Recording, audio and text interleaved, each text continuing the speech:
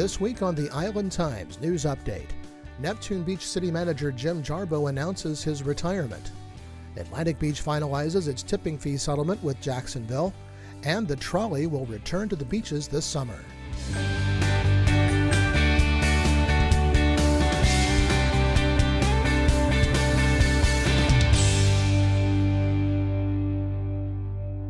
Welcome to the Island Times News Update. I'm Tom Patton. Neptune Beach City Manager Jim Jarboe announced Monday that he plans to retire in 6 months. In a letter dated March 9th, Jarboe said he is, quote, looking forward to retirement. It will give me an opportunity to pursue other interests. The Neptune Beach City Council recently extended the city manager's contract through September 16, 2017. It's also been working on a performance evaluation system for the position.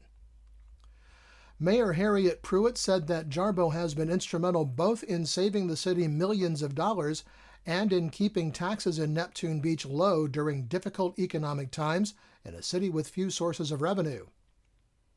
Pruitt said she does not intend to hire a national search firm to find Jarboe's replacement. Jarboe will spend some of his final 6 months in office helping the city through the search process. The issue will be discussed briefly at the March workshop meeting next Monday, and the procedure for moving forward will be an agenda item at the Council's regular meeting April 6th, Pruitt said. Well, after years of contention and months of negotiations, Atlantic Beach Mayor Carolyn Woods and Jacksonville Mayor Alvin Brown signed the tipping fee agreement between the two cities at the Atlantic Beach Commission meeting Monday night.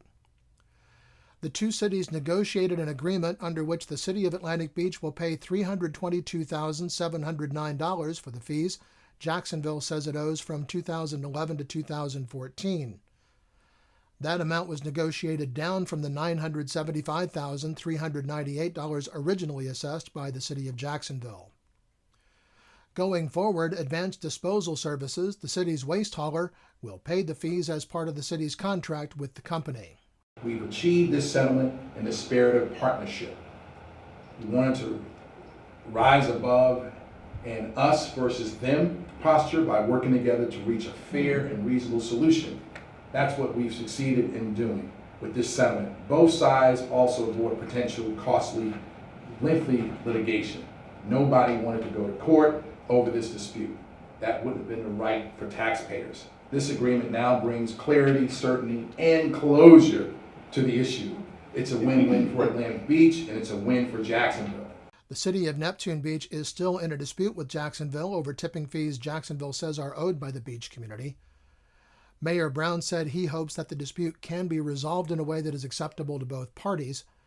Neptune Beach has asked for help from the Jacksonville City Council in working through the dispute. Well, the beach's trolley will be back on its route through Jacksonville Beach and Neptune Beach this summer. Wendy Morrow, Special Projects Manager for the Jacksonville Transportation Authority, said at a meeting Thursday at the Jacksonville Beach Senior Center that the trolley will start running again not later than the Spring in the Blues weekend and will operate on Fridays, Saturdays, and Sundays through Labor Day. The tentative route for the trolley is from the South Beach Regional Shopping Center to Atlantic Boulevard in Beach's Town Center. From there, it will proceed west to a turnaround point that has not yet been finalized. The route will be much the same as last year, with the exception of the segment from Beach Boulevard to Seagate Avenue.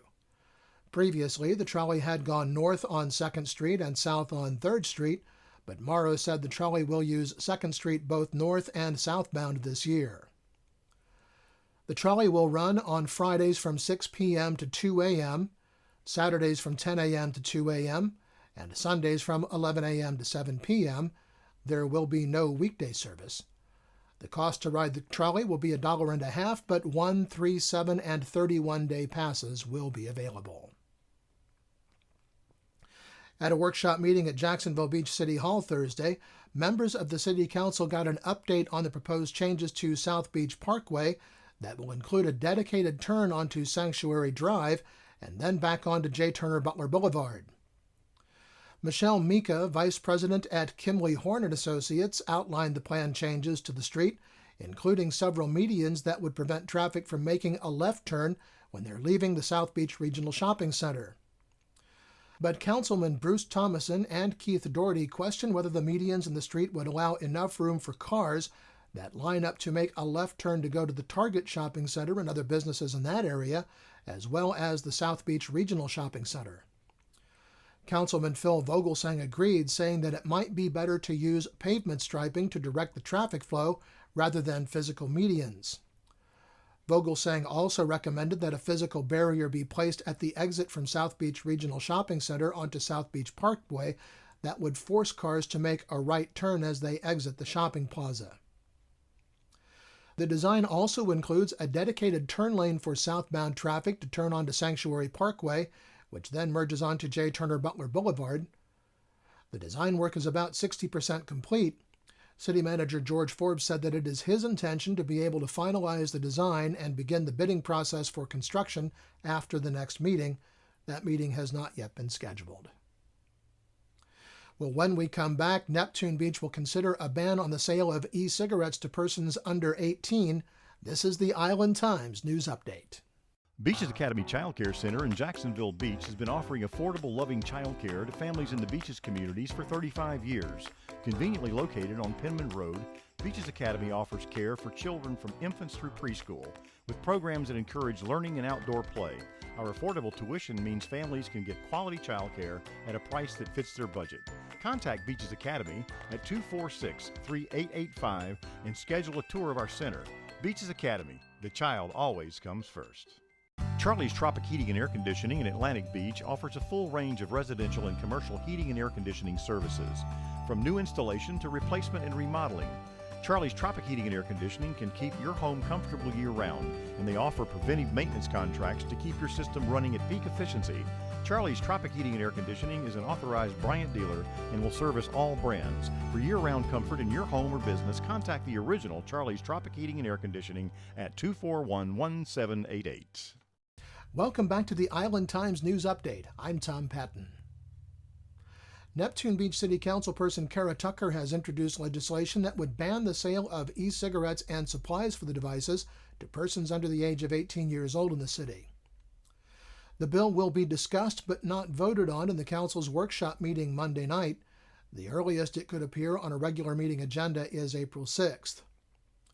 Along with the sale of the devices and supplies, the bill would prevent anyone under the age of 18 to use, buy, or possess tobacco products or electronic chemical delivery devices within the city limits, and prohibit the use of an e-cigarette in any playground, recreational area, or outdoor property under control of the city.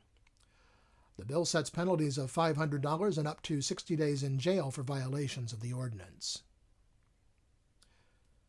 Jacksonville Beach will return to its resolution opposing offshore seismic air cannon testing by oil companies in the Atlantic Ocean at its regular meeting on Monday.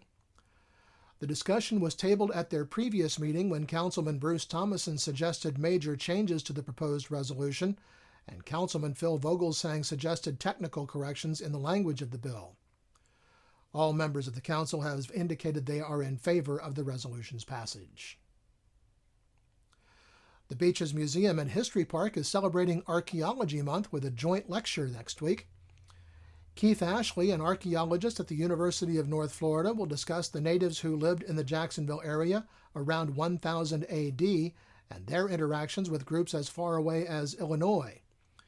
His research focuses on Native Americans who lived in northeastern Florida before and after European arrival. And Ryan Hark, Public Archaeology Coordinator at Flagler College, will speak on Native American shellfishing.